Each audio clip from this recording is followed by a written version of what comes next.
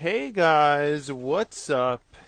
It's coming back to ya with another episode of Car Rides with And today I was thinking about a different way I'm going to end up going about doing things. When I've asked people things in the past, I haven't put much thought, I guess, into how I've worded the question. I don't know exactly if there's a reason for this. I mean, it's not malicious. It's definitely not a malicious reason or anything like that, but I just ask a question. And I think maybe, for whatever reason, maybe it's the way that I word things, or, who knows what the explanation really is. It just ends up being, I think people take it defensively because oftentimes when I talk to people, I notice flaws or inconsistencies in their ideology. And so I'm very curious to ask how they square it in their mind. How do they make their beliefs and the ideologies that they think about add up? And I think it's important that I do it, and I don't there it doesn't mean anything negative. I guess in a way it's possible that it's inherently negative. I think I can agree that that is a possibility. If you think about the nature of calling a person out for an inconsistency, potentially being a hypocrite, for example, this is a thing that is somebody's going to take offense to. But I guess I don't really think of it that way. I think of it more in the way of, you know, maybe the other person just doesn't notice it or they aren't really aware of it. And that's typically what I find when I ask people these things in conversation. But that's why I think the framing and the presentation of my question is so important, because I've ran into it a countless amount of times where I try to be aware of different philosophies, different ideologies, different belief systems, whether it's political, whether it's religious, whether it's even down to philosophical. I'm always very interested in trying to connect the dots and make sense of certain things, try to see how people think and why, and have like clear objective information about it. I think it's all super important stuff to comprehend and to understand. And so that's why I do it. That's why I do it.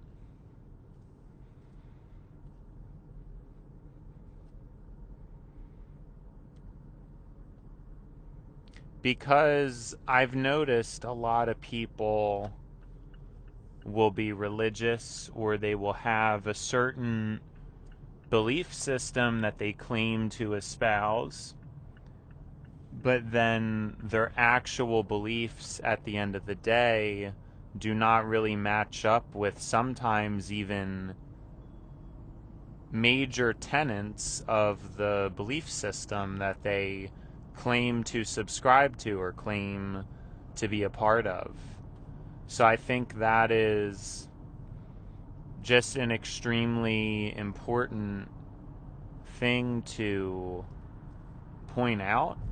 It's just something I notice about human behavior, I guess, because in my case, if I was curious about a religion or a philosophy or a belief system, my first mentality is to make sure I have all my I's dotted and my T's crossed, making sure that I comprehend the precepts well and comprehend the rules. And I just noticed that within Christianity, again, I even think some people who, and it really, I'm sure this goes for any religion, even some people who study it deeply can get kind of confused or not really strike the right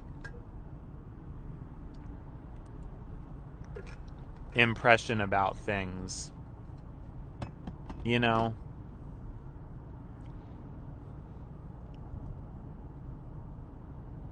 they just might get the interpretation wrong, not really understand it. You know, there's a lot of things that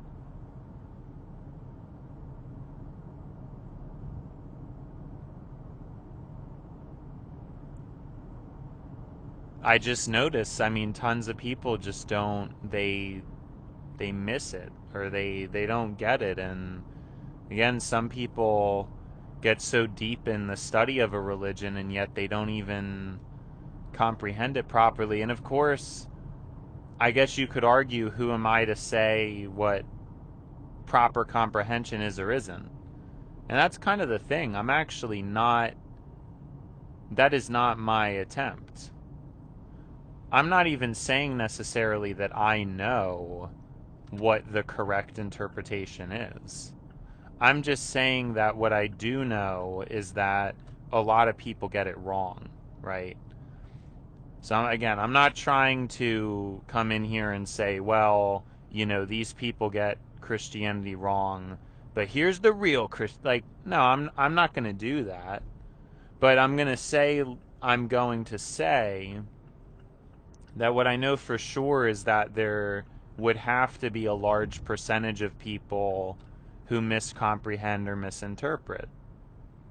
We know that much is true. Now, finding the correct one or the right one is, some people would argue that doesn't even exist. I guess I'm of the belief system that I do think an objective would exist. There are certain behaviors and certain rules that, if followed, would have a higher yield as compared to others.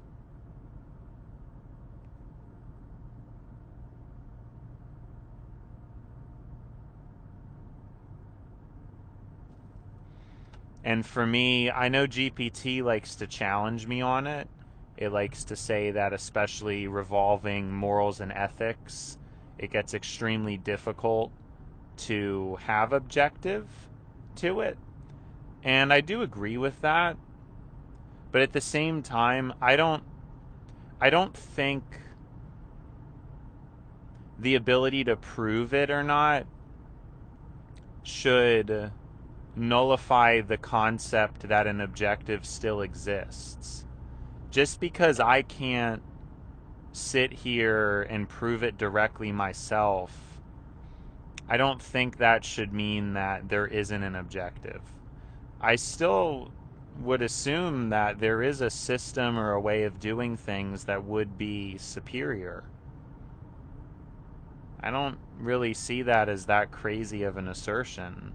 I mean, to think that just because we can't prove an objective moral or ethics system, that there just isn't one, and that we should just, we each kind of do our own thing and it all has to me, that just does not add up. Like, and I've explained it before, how I would base it off of, first, the measurable things,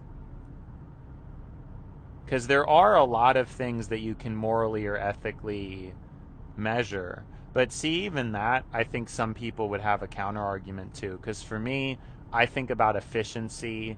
I kind of think of like rations and trying to be careful with resources. But some people would see that as cold or cruel. And that gets into the whole argument of you can't persuade the person otherwise. You can't convince a person that that isn't cruel. They're always going to believe that it's cruel, no matter what. They're always, that's just always how they're going to think. They're going to think that it's cruel. It doesn't matter a lot of times what type of rationale you attempt to explain. I mean, you can give a person all the best evidence and it typically won't change their mind. And that's why I think objective frameworks, they get difficult to talk about when it pertains to morals or ethics. Because I would want to base the system off of resource management. Some humans, though, would say, well, the earth is here for us to enjoy. And you're just trying to, like, restrict us when we don't even know if tomorrow will come. So just leave me alone and let me enjoy. Like, there's going to be people like that as well.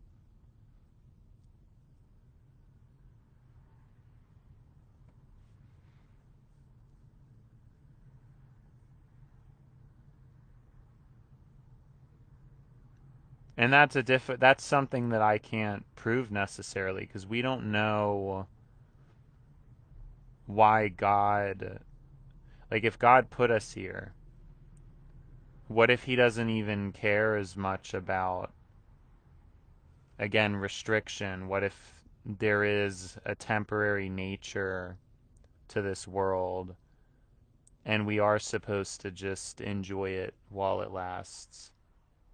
That's entirely possible. It's entirely possible that God could see me as cold or callous. But it's also possible there could be genuine merit to what I'm saying, and that God could or would admire a person to be responsible, be aware of their resource consumption. But you have to wonder, because clearly God does not give most people the ability to really quantify or comprehend these sorts of things.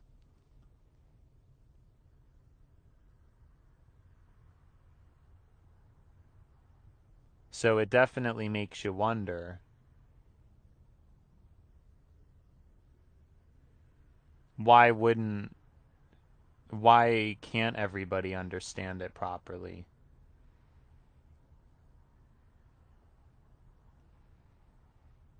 There's a lot of these larger questions that come up.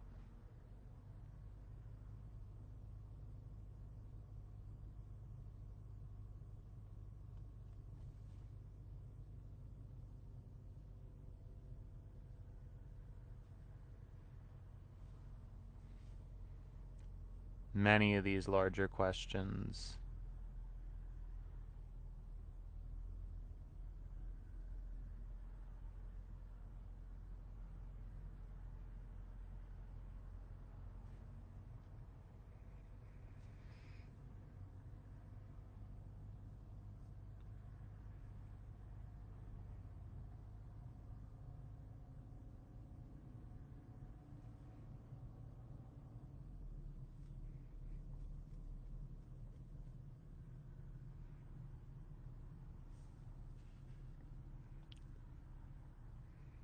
But I think the way AI has presented things, and I suppose I don't know for sure, but it seems like it really caters to the validation of all people.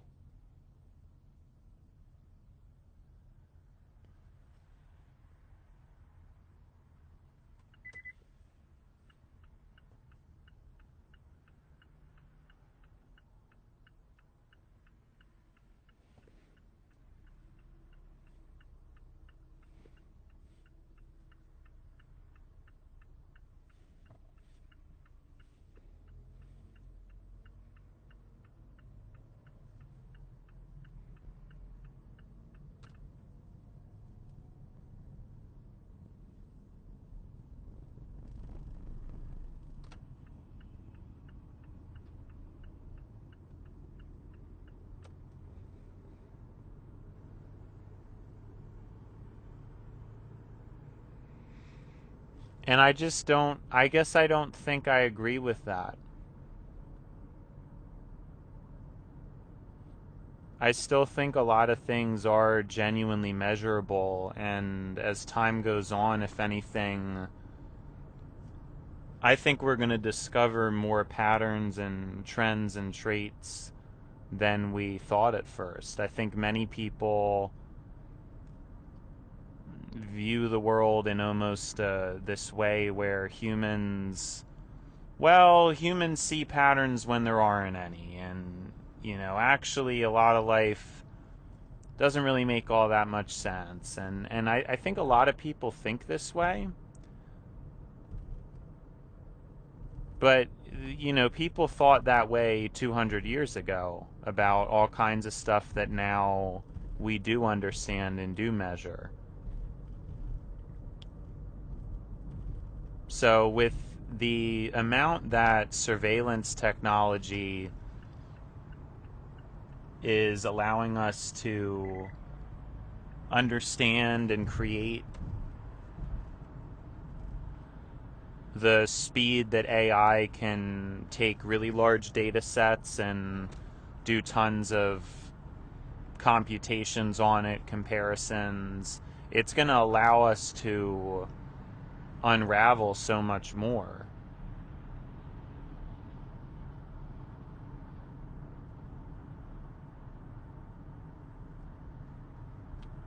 And I think that's a genuine prediction that there's going to be a lot of things where nowadays people think, oh, that doesn't matter, or oh, well, you can't really quantify that morally because other people have their own opinions. And I think someday, though, things are going to be clearer. I think after the chaos that we're currently in, there is going to be more clarity about things.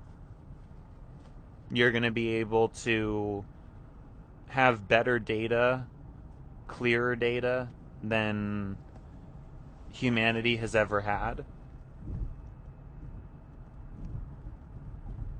more accurate information. And there's definitely benefits to that.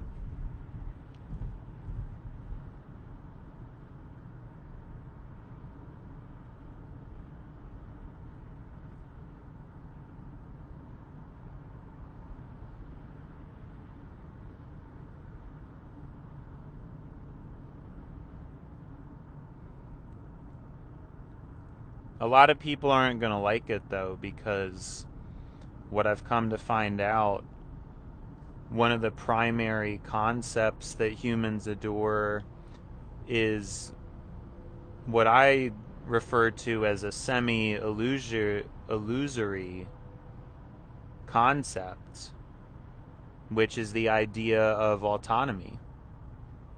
That we have it at all, I think, is just an illusion. I mean, think about it. If you're incarnate in this body and there are certain rules you have to follow, well, you don't have to follow them, but there are pretty clear consequences if you don't. Prime example, one of the most important things is sleep. If you choose not to sleep, you can temporarily have more fun, you can feel free, but it's a perceptive illusion because your actual time goes way down.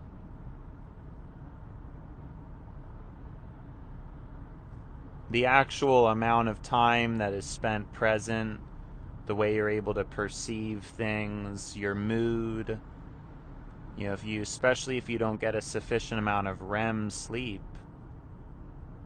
all these mental activities tank in a major way. So, on one hand, humans have free will, but at the same time, we don't. Because there are certain optimizations that everybody really, as time goes on, is more and more pressured to have to come to terms with, and it's humans still want to be in denial about it.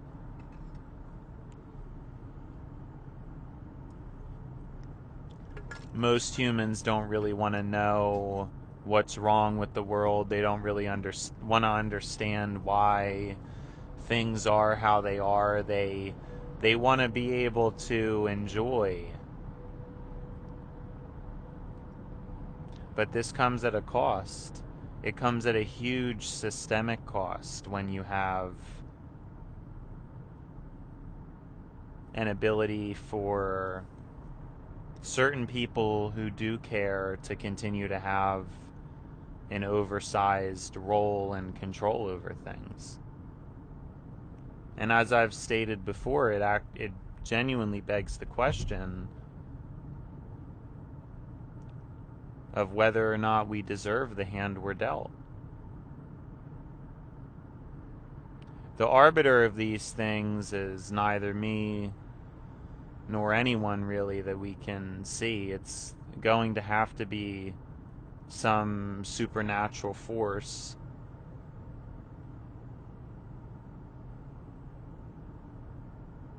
And if there isn't, well, I'm not really sure.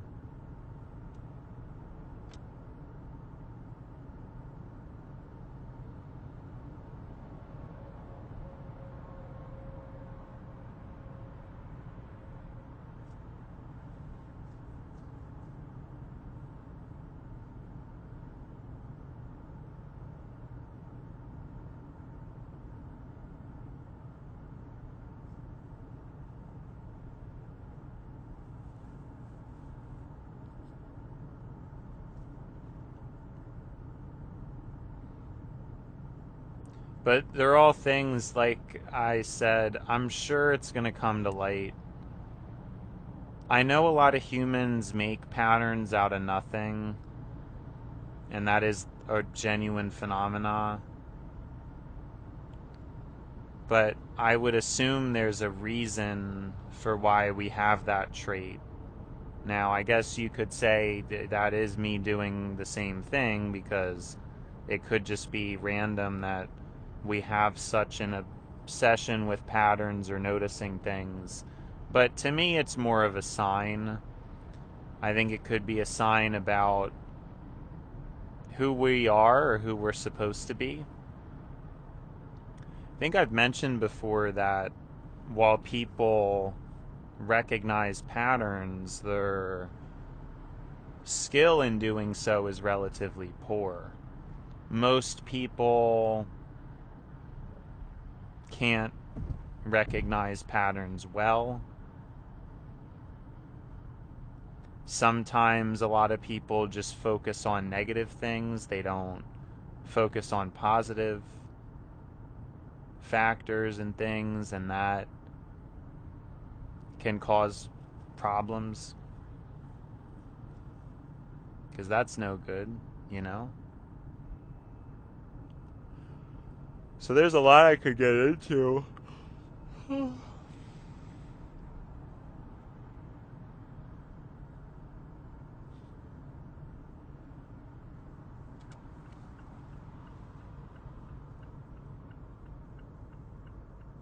Pertaining to that topic.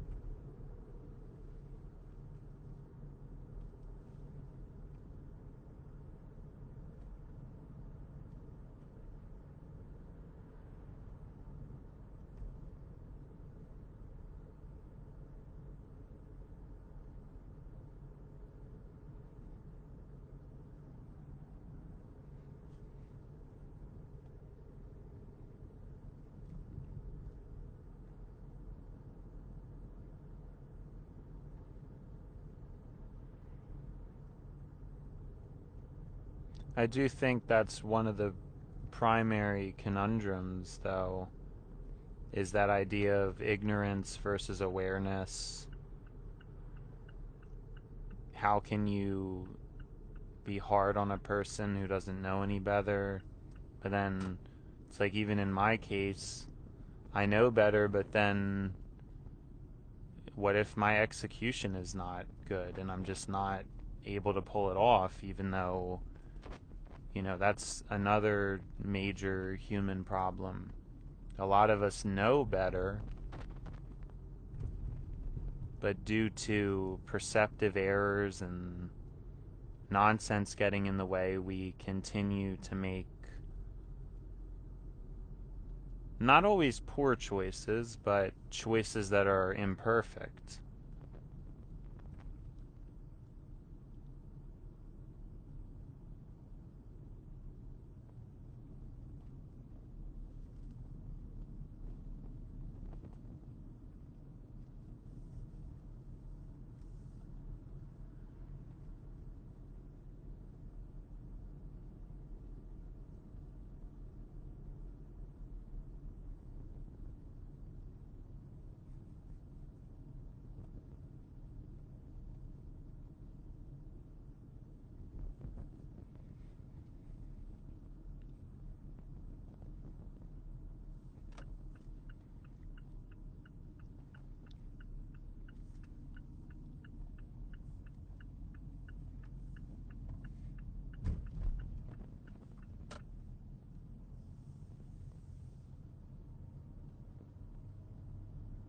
But you wonder how to figure all this stuff out.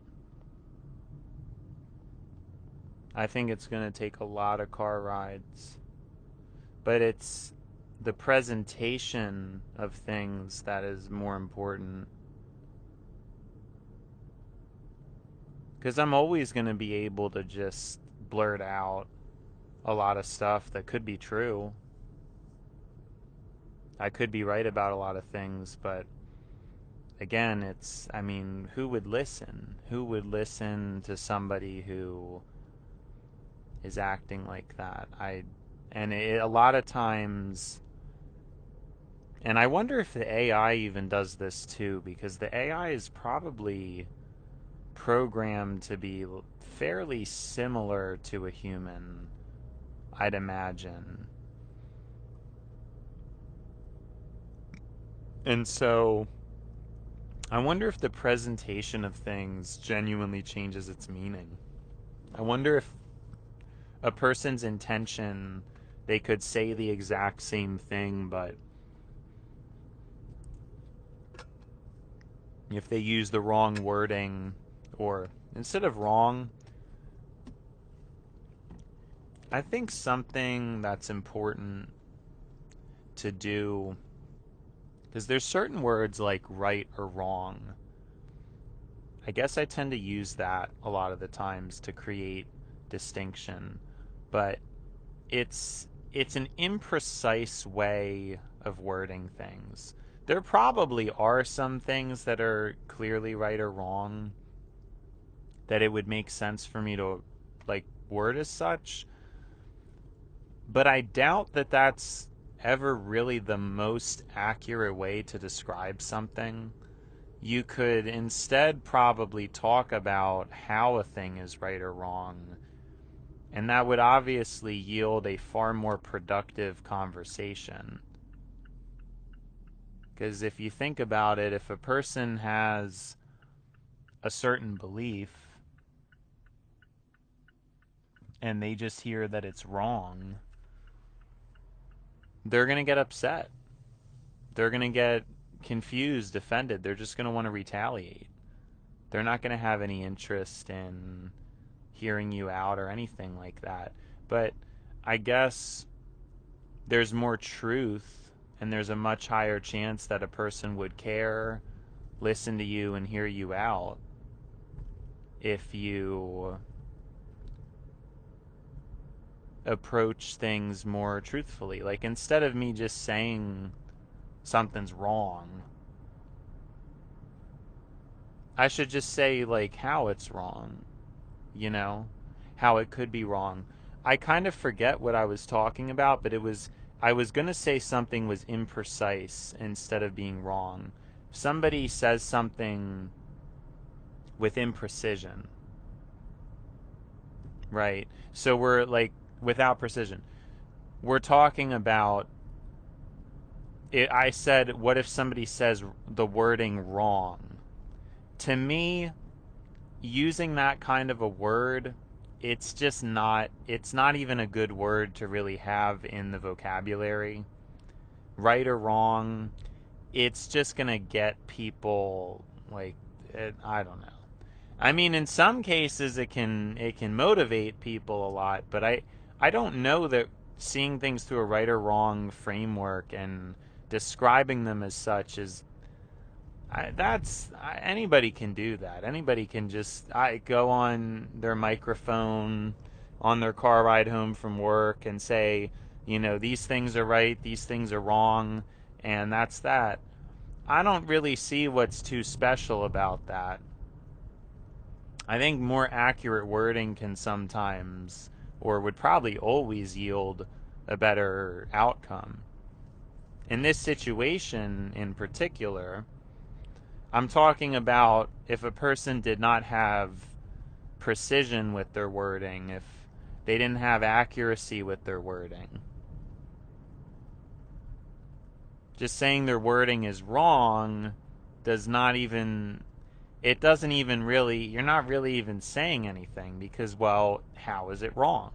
I think my thinking has always been this way, but I've sort of adopted the way other people operate. I tend to notice and pick up on people who are vague, and this is something I would describe as vague. And I usually tell people, well, what do you mean? Like, if you're saying something's this, well, it could mean this, that could mean that. I notice a lot of people with their communication, it's foggy. It doesn't have precision. The wording, and even in my own wording, it's something I've paid more attention to. But if you're saying something and it could be misconstrued, then it likely could be worded better. And in this case, if I have a word,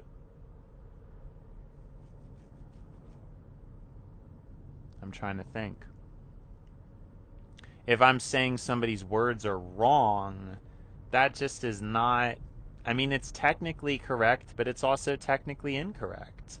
Whereas if I can accurately pinpoint, okay, a person's wording is isn't as accurate as it could be, or it's too vague, that's immediately so much more conducive to a productive conversation than telling somebody that their wording is wrong.